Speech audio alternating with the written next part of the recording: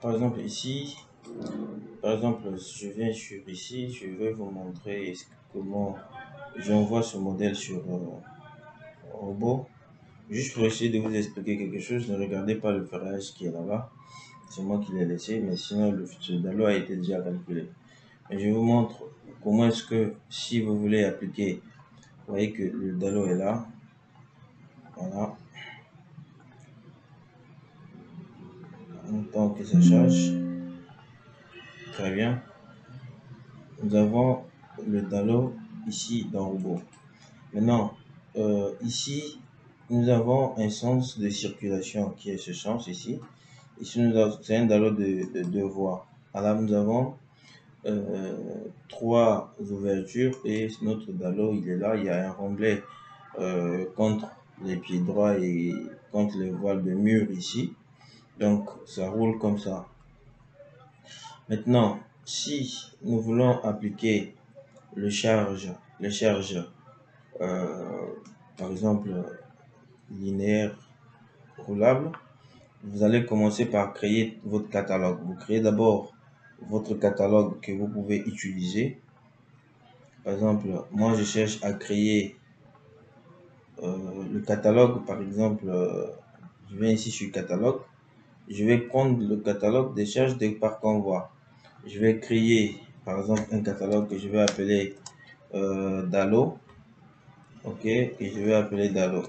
Bon, le reste là me demande de décrire. Unité des forces, je vais mettre kilonewton. J'aime bien ça. Je peux créer et je peux mettre ça comme calque par défaut. Ok, je fais enregistrer. J'ai créé le propre truc. Maintenant, comment faire pour charger? Par exemple, si c'est le système, par exemple le système BC, je vais venir ici sur haute charge, je dis les charges roulantes. Très bien. Déjà, pour définir une charge, il faut connaître d'abord c'est quoi cette charge. Je vous ai dit que le système BC, on va parler avec notre... Ici, le système BC, c'est un système qui est composé... En fait, quand on dit système, il faut savoir quels sont les nombres des essieux, parce que c'est très important, qui constituent ce système. Ici, c'est la note de calcul, ou bien c'est pour nous permettre de déterminer les charges sur un pont. Mais nous allons l'utiliser sur un pont 4 qu'on appelle carrément le Dalo. Mais les charges ne sont pas directement sur ce Dalo parce qu'il y a une très très bonne charge de remblai qui couvre le Dalo et les voitures. D'abord, il y a le remblai qui va amortir les charges, qui va diminuer la pression des charges au niveau de notre tablier. Ok, ouais, c'est carrément différent avec le pont où le tablier est en contact direct avec notre couche de roulement. Voyez, donc ici nous avons un système qui est constitué, qui pèse d'abord premièrement 300 kN, qui est constitué de trois essieux. Premier essieu, deuxième essieu et trois essieux. Quand on dit deux essieux, ça veut dire que c'est ça, deux roues, essieux, essieux et essieux. Et constitué de trois essieux composés comme suit. On dit les essieux d'arrière, on a deux essieux arrière qui pèsent 60 kg. Ok? On a 60 kg par essieu, c'est-à-dire par pneu, je peux dire, mais les essieux, c'est 120. Donc, on a 120 ici, on a 120 ici. Ça nous fait combien? Ça nous fait 240 plus 60, ça nous fait 300. OK? Maintenant, on dit que la largeur d'encombrement est de 10,5. C'est-à-dire, c'est ça ce qu'on appelle par la largeur d'encombrement. Donc, cette largeur d'encombrement est de 10,5.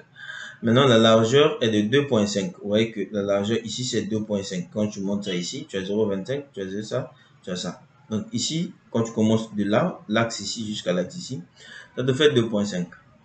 Maintenant, la vue en plan des camions montre quoi? Montre que chaque essieu est composé de deux roues. C'est pour ça que je vous ai dit qu'une roue arrière fait 60 kg. Menu de pneumatique. Ok, on s'en fout. Leur surface d'impact est carrée. Ok, c'est pour ça que vous voyez que la surface d'impact est carrée. Donc, c'est considéré comme une charge surfacique. C'est pour ça qu'ils ont donné la surface ici. Pour les roues de l'essieu avant, c'est plutôt 25. Arrière, c'est ça. Et avant, c'est plutôt les deux essieux arrière. Donc, avant, on a 2,2. Arrière, on a 2,5. Regardez, si j'essaie de zoomer, vous allez voir. Les roues avant, c'est 20-20 et arrière, c'est c'est 25-25. Très bien. Maintenant, ce système-là, ce système BC est multiplié par le coefficient BC qui dépend en fait de la classe du pont ou bien du nombre de fils. Mais le problème est que ce que nous étudions ici, c'est un DALO. C'est un DALO qui est construit dans une zone urbaine. Quand le DALO est construit dans une zone urbaine, il faut toujours classer comme étant le DALO de classe, comme un pont ou bien classe 1. Du coup, vous êtes ici. Voilà. Quand vous êtes ici, maintenant, ici, c'est le nombre de fils disposés. Par exemple, si on a 2 fils disposés, on a 1.1. Si on a un fil disposé, on a 1. 3, ainsi de suite, ainsi de suite. Par rapport à notre longueur. C'est ce qu'ils ont dit. Qui dépend du fil disposé transversalement. Nous, transversalement, sur le système BC, nous avons 2 fils ici. Donc, nous sommes ici. Donc, le système BC, qui est de 300 kN, sera multiplié par 1.1. OK? Quand il est multiplié par 1.1, ça nous donne le BC corrigé. Vous voyez? Donc, je vais dire ceci. Vous voyez, ce sont des trucs qui sont très faciles.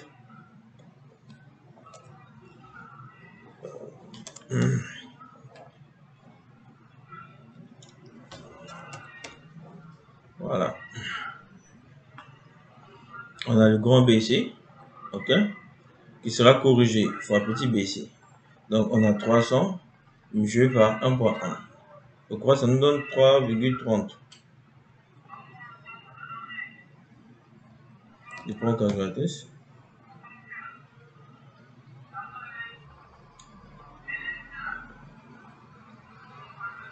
Voilà, 330 kN. Mais, en fait, c'est pas tout. Pourquoi? Parce que, en fait, quand il y a roulage des charges, quand les camions passent sur le pont, il y a un système de vibration. Et ce système de vibration doit être corrigé. C'est-à-dire, on calcule ce que nous, on appelle par le coefficient de majoration dynamique. Le fait que ça vibre le plancher, du coup, il faudra qu'il y ait un coefficient de majoration dynamique. Et ce coefficient de majoration dynamique est toujours supérieur ou égal à 1. Toujours supérieur à 1.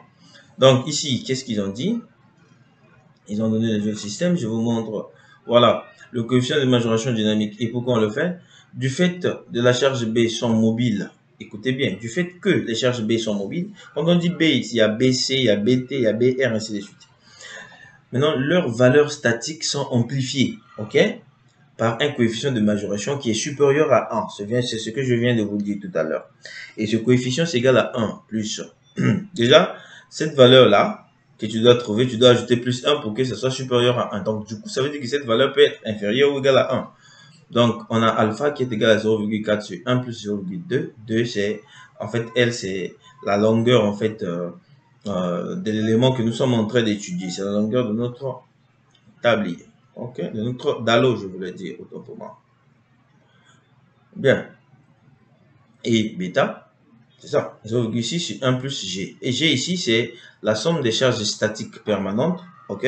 Et S, c'est le max entre tous les systèmes B corrigés. OK?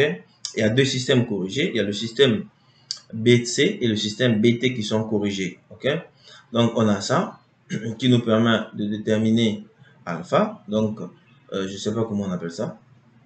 Moi, je peux appeler ça G ou bien coefficient de majoration ou bien CJ qui est égal à 1 plus 0,4 sur 1 plus 0,2 L plus 0,6 soit 1 plus 4 G sur S. Donc, je vous ai dit que ça, c'est ça.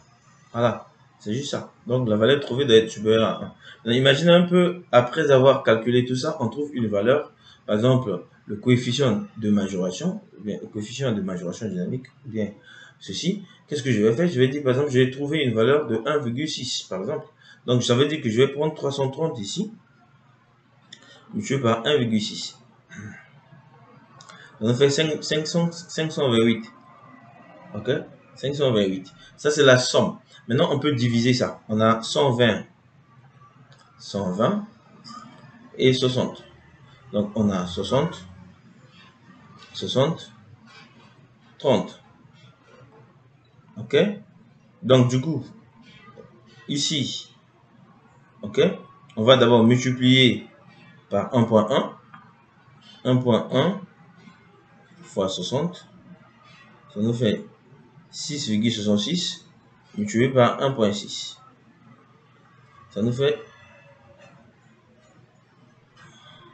105, virgule combien? 6. Ok, 105,6. Ici, déjà 30 multiplié par la correction, 1.1, ça fait 3.3, multiplié par 1.6, le coefficient de majoration dynamique. Ça fait 52,8. Vous voyez? Donc, on a une roue arrière qui nous fait ça. Une roue, on a les deux roues arrière qui font ça, qui font ça, qui font ça. Vous voyez? Donc, ça, c'est facile à déterminer. Pour mettre maintenant sur le logiciel. OK? Vous venez ici, regardez. On a la possibilité de supprimer ce système BC. On a la possibilité de supprimer ce système C. On vient ici, nouveau. OK?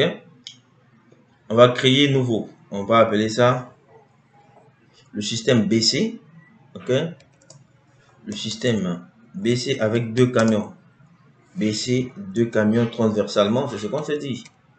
BC, deux camions transversales. Parce que c'est deux camions qui sont disposés transversalement. Mais sur la longueur, on ne peut qu'avoir un seul fil. Parce que notre Dalo fait moins de ça. Tu vois? Donc, du coup, on a ça. OK. On a 2.25 en arrière, 2.25 en arrière. Ça nous fait 4 fois 50. OK. L'ensemble de ça, ça nous fait 6 mètres. On a deux. Très bien. Donc, je vais faire OK. Le système est là. Vous voyez, deux camions, deux camions. Maintenant, ici, nous avons un système symétrique et un système arbitraire. En fait, le système symétrique, ça veut dire que c'est un seul camion que nous allons étudier, tu vois. Maintenant, ici, c'est un seul camion qui est disposé sur la largeur, il y a un seul fil. Or, sur transversalement, nous, on veut avoir deux fils, donc on va prendre le système arbitraire. OK? Et ici, vous allez prendre les forces concentrées. Très bien. Fx et Fy, vous regardez le repère. Déjà, Fx et Fy, fermez les yeux. Vous arrivez sur Fz, vous appliquez la première valeur. Ici, nous sommes au niveau des roues arrière. Je crois que c'est 105,6. Donc, je mets 106. Je vous montre. Le premier x est égal à 0. Le deuxième y c'est égal à combien? C'est égal à 0,25.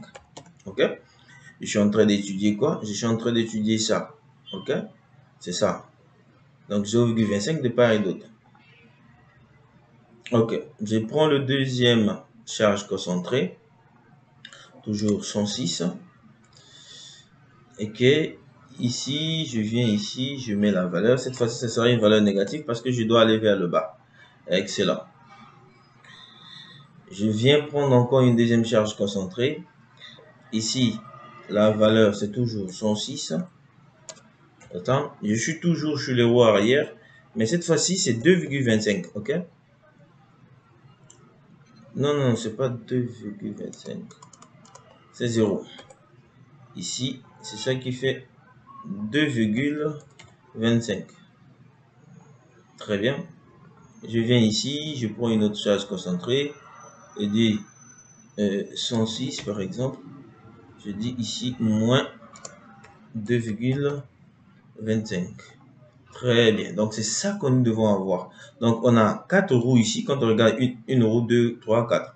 Exactement. On doit avoir aussi les 4 roues quand on regarde sur cette vue. On a 1, 2, 3, 4. Les deux roues ici sont espacées de combien? Sont espacées de 50. Donc, ici, c'est la même chose. Les deux roues au milieu ici